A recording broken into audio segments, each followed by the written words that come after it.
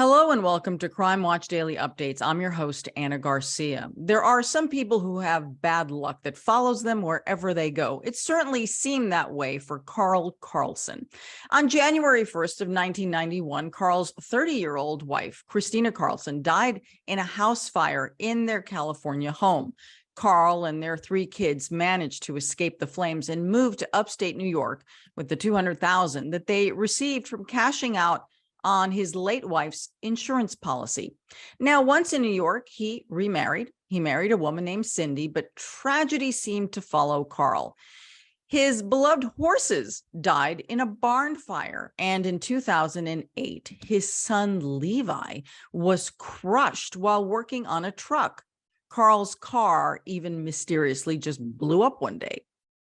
Was it all just bad luck? Don't think so.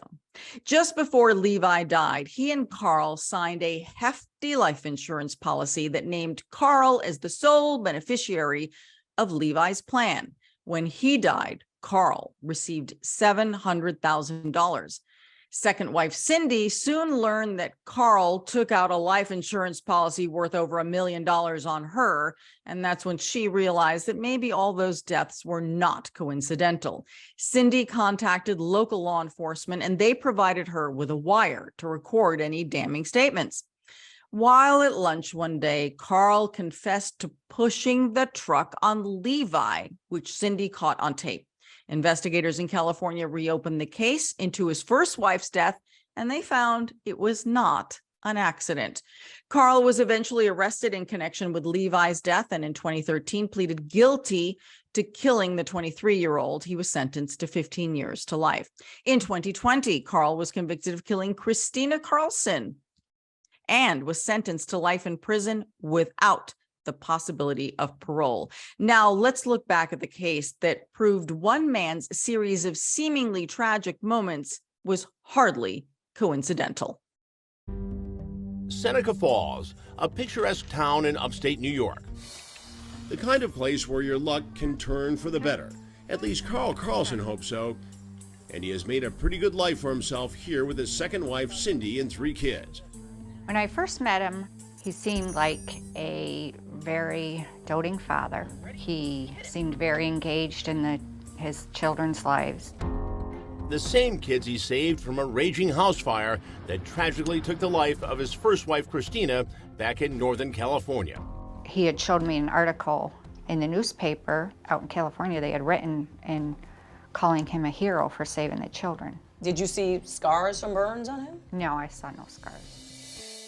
Cindy tells our Andrea Isom he was a man with a haunted, hurting past. I felt sorry for him. Now he's a single dad to three kids trying to raise them on his own. Cindy and Karl marry and have a son together named Alex. The tragic past appears to be behind him. Their days are full of love and laughter and family fun. Little heart. Heart! It's a wonderful life, and Karl is a lucky man indeed. But Karl's bad luck will not be denied so easily. And one night he wakes up Cindy in a frenzied panic. I was starting to drift back off to sleep, and he sat up and looked out the window and told me to call 911 that the barn was on fire. Trapped in the barn, her husband's three prized Belgian horses. And they weren't going to get out. Pretty much the barn was engulfed. Tragically, none of them survived the inferno. Was he screaming, yelling, crying? What was his reaction? When he was trying to open the doors so that he could get to the horses, but it was a metal door, so of course that was very hot. And now cracks in the once strong family bond begin to show up. Karlsen once saved his son Levi from the house fire that killed his mother, but now the relationship between the two has become strained. According to the things that Levi had shared with us, it was bad. His father was always mean to him, and he just wanted to be accepted by his dad. During Levi's teenage years, he rebelled. There was a lot of arguing, fighting all the time. It wasn't good. Levi spends a lot less time at home and more time at Cindy Meckley's house with her kids, but she says Levi is a tortured young man. There wasn't a night that he didn't wake up in a cold sweat and crying. Haunted by the death of his mother in that long ago heartbreaking fire. He could hear his mom screaming. And his father got his 2 sisters out, but didn't get his mother out. And he never could figure that out because he said he could hear her screaming. And that's what he hears at night. But Levi soon ends up a divorced dad with 2 young daughters of his own to look after.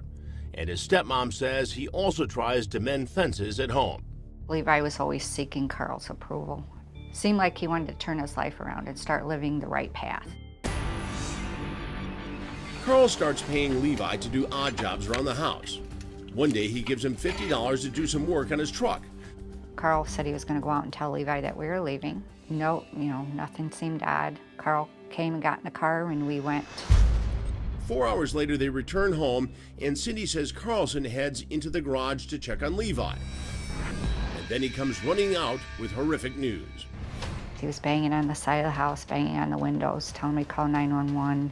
The truck had fallen on Levi. 911, what's the location of your emergency? I think I need an ambulance. Okay, what's going on? The truck fell on my stepson. Are you with your son right now? He's not alive. Is he breathing? No. Okay, we're going to start CPR, okay? Yeah, Carl, they want to start CPR. Do you know CPR? Chest is crushed. His chest is crushed. I know this may be hard for you to say, but what did you see? I saw an indentation in his chest where the truck had landed. I touched his leg to see if there was any warmth, and there wasn't. Tragedy strikes Karl yet again. Levi is dead at the scene. Karl was very distraught, throwing himself up against the barn walls, crying, laying on the ground. Law enforcement was trying to console Karl because he was so distraught.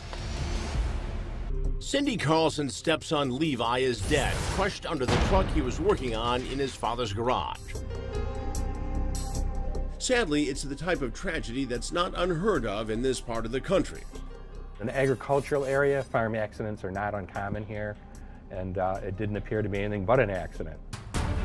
But the loss of his son is just more of the escalating bad luck that has been dogging Karl Karlsen for most of his adult life, beginning decades before when his new car burns up in his driveway. And it has people wondering, what is it with Karl Karlsen and bad luck? How can one man be so cursed? A little unusual for a brand new car to burn up, and a witness had said that they had seen him cleaning the car out before that fire. And then there's the tragic house fire back in California that took the life of Karl's first wife, Christina, also ruled an accident, but leaving some lingering questions. I saw the report from California. It was just a basic preliminary report done at the time of that fire, but it didn't add up. He told 3 different stories on how it happened to the medical examiner, the police, and the firemen. The flames were too high for him to get to her. He told me he suffered burns from trying to save her. He also told me that they were heating with kerosene heaters, and that the dogs had knocked it over days before, and they had soaked it up with some clothes that were there, and that maybe a spark from the dryer or whatever that was out right outside the bathroom door had caused it to ignite. Karl's second wife, Cindy, tells our Andrea Isom she thinks back to the night of the barn fire that killed Karl's treasured horses. Something just doesn't fit. I had asked him how he knew the barn was on fire, because to view the barn out our window, you had to look back, and he had told me that he heard the crackling. I didn't hear any crackling. And she simply can't let go of Levi's death under that truck. Even the fact that he was working on it in the first place seems strange. We never really used it, so for Levi to be working on it, I thought it was odd, but a lot of things that Karl did were odd. No matter how hard she tries, Cindy can't get it out of her head. The idea that her husband doesn't only attract bad luck, somehow he creates it. I would just berate myself, and I started thinking maybe I was going crazy. And then I would go on for a few months again until the next panic attack would happen. she confides in a close friend. I told her everything, my suspicions, and I wanted her to tell me I was crazy. You know, I asked her to please just tell me that I'm crazy, because I'd rather hear that than what I'm actually thinking. Then a turning point. Cindy gets a call from police who have been alerted to her suspicions by another family member. He asked if I would come in and talk with him about Levi's death, and I was so relieved, so relieved. She definitely was suspicious that he may have murdered Levi and that she might be next. Cindy's scared of her husband, Karl. Convinced the terrible tragedies in his life are not accidents. Now she's talking to the cops, telling them she believes he even had a hand in killing his own son.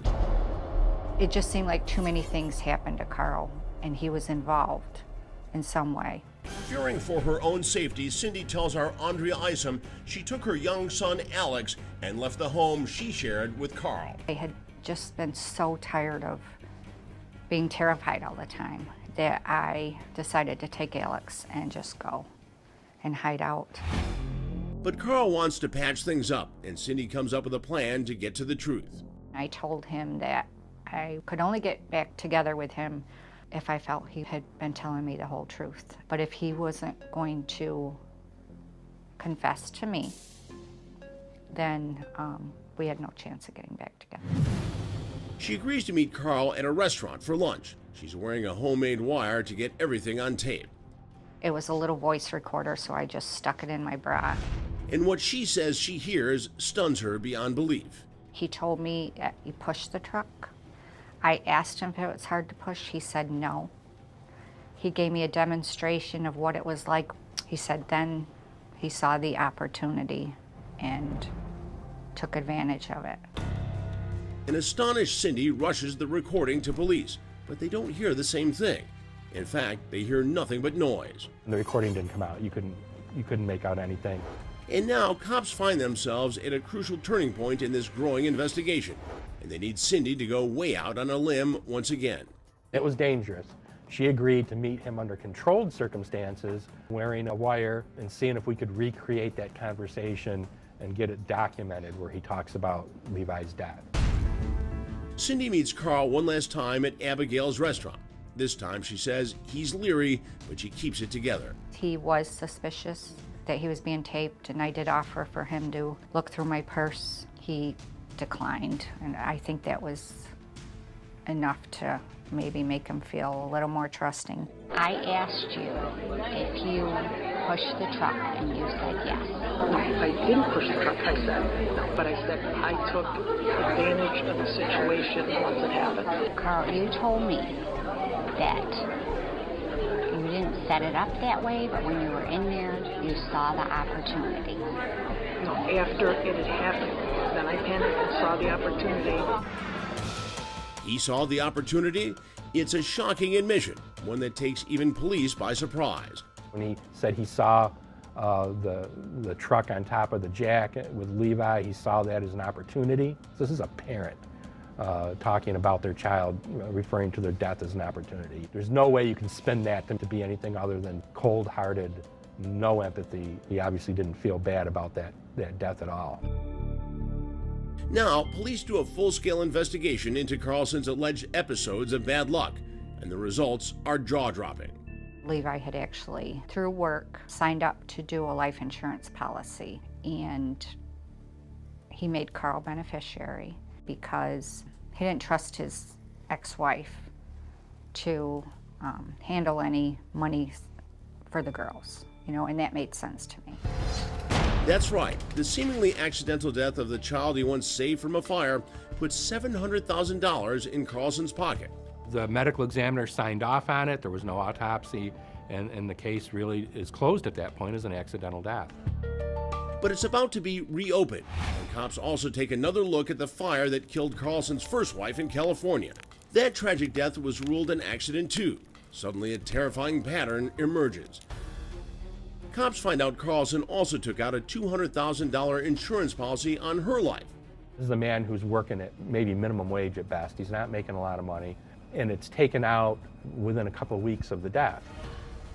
And now she's trapped in a burning house with no way out. The victim dies in a bathroom with a window boarded up and a kerosene spill in the area in front of the door. A window Karlsen told investigators he boarded up months before the fire. Not so, say police.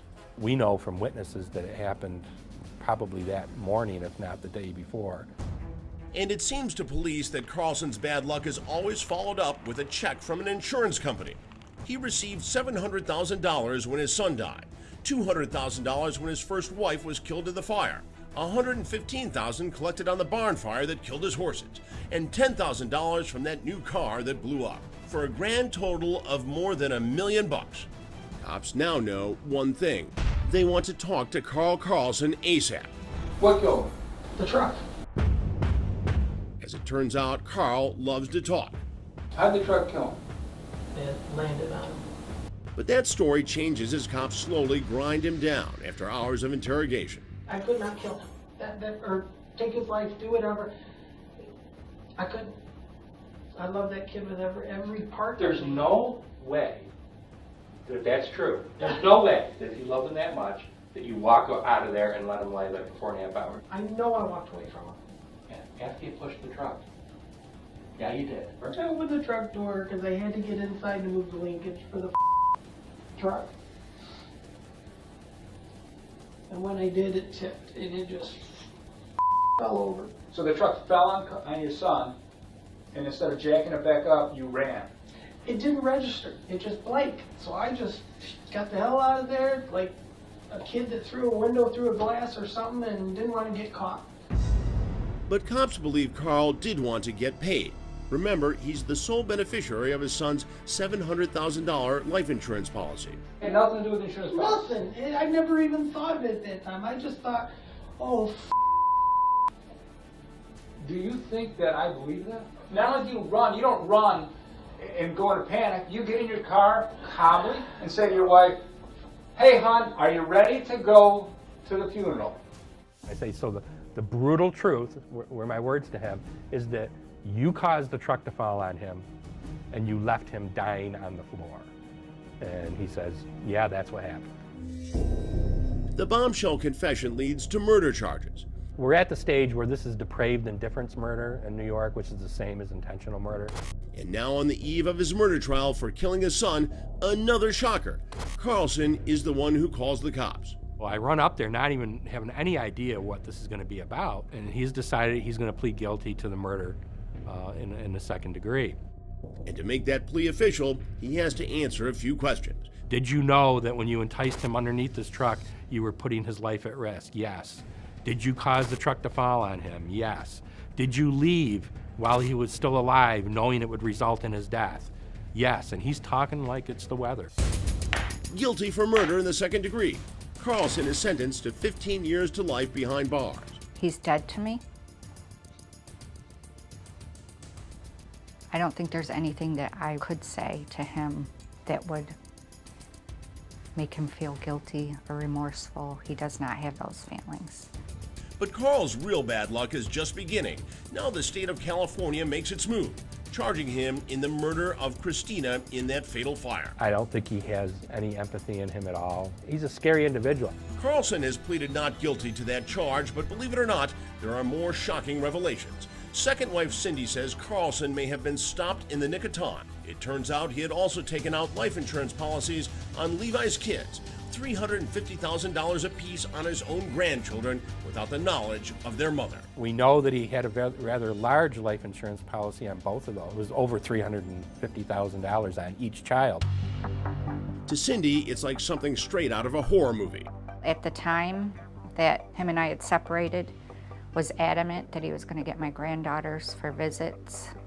This terrified me because I knew that he was thinking of a way to set up an accident for them to collect on the insurance money.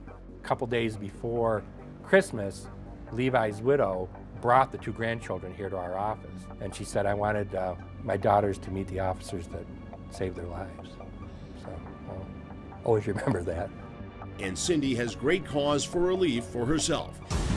That's because, you guessed it, Karlsen was also poised to reap a big reward if anything happened to her. He stood to make a lot of money if she died. It was over $1 million. Prosecutors say he covered his victims with insurance. And now Cindy hopes those charges will ensure that Karlsen stays locked up for good. I don't think there is a word or a title that exists. You know, evil, diabolical. They're just not strong enough words to describe it. He's not human.